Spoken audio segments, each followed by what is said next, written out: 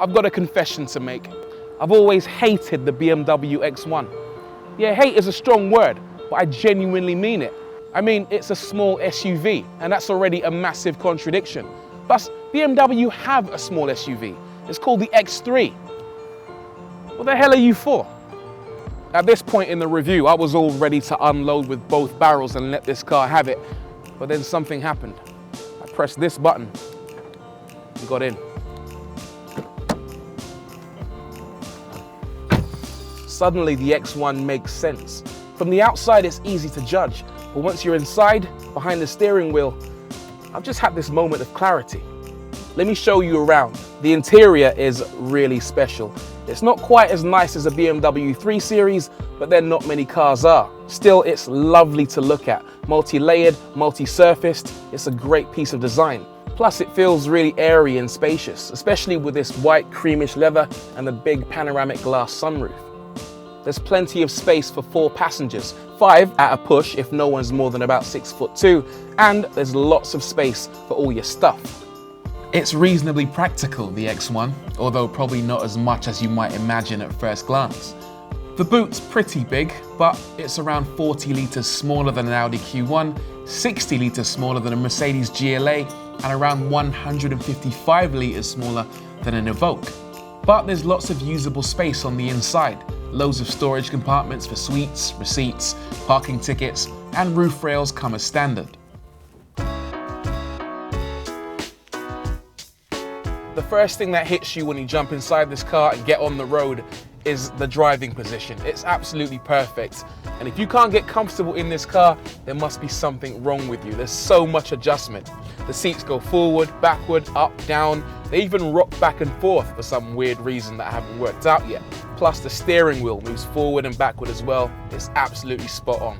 Sure, adjustment is very common in brand new cars, but that's not to say they're all perfect. A lot of them have the steering wheel too far off to the left, too far off to the right, so you end up driving in a kind of side saddle position. In the X1, it's absolutely spot on. The powertrain in this car is buttery smooth. I'm in the 20D X Drive, and that uses a 2-litre engine with 4-wheel drive, and it's a powerful combination. The engine chucks out about 180 brake horsepower with 380 Newton meters of torque. And that's good for 0 to 60 in about 8 seconds. Think about it, if you had a hot hatchback in the 80s or 90s and that could do 0 to 60 in 8, you'd be pretty chuffed. The transmission's worth talking about as well. It's an 8-speed automatic jobby, single clutch, not dual clutch like you find in some cars like the Mercedes-Benz GLA, but it's still really good. Seamless on the upshift and downshift.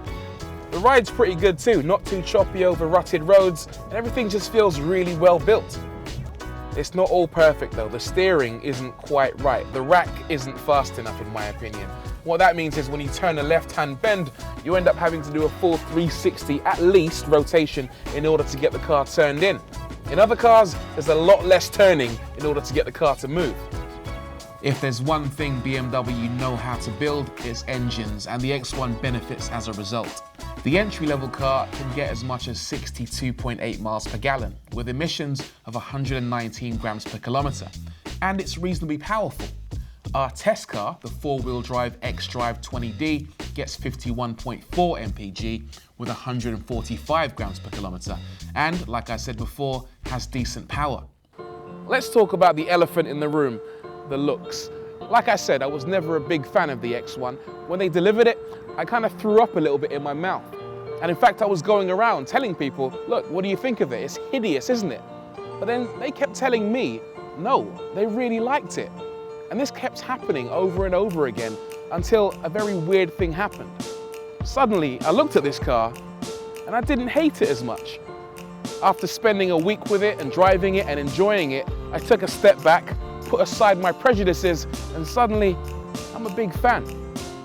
Sure, that might be temporary insanity on my part, and of course, looks are subjective. What's beautiful to one person might be ugly to another. But the X1 is great, all things considered. It's mostly lovely to drive, has a brilliant cabin, decent amounts of space, and is reasonably cheap to run. Alright, it still looks like a clown shoe, but a handsome clown shoe, and one I might even wear with pride. Get to work.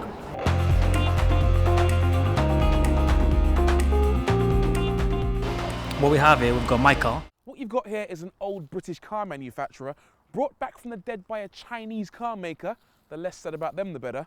And it's dirt. The Mercedes GLA benefits from having boxy proportions. You get storage spaces everywhere and a big enough boot for a monthly shop.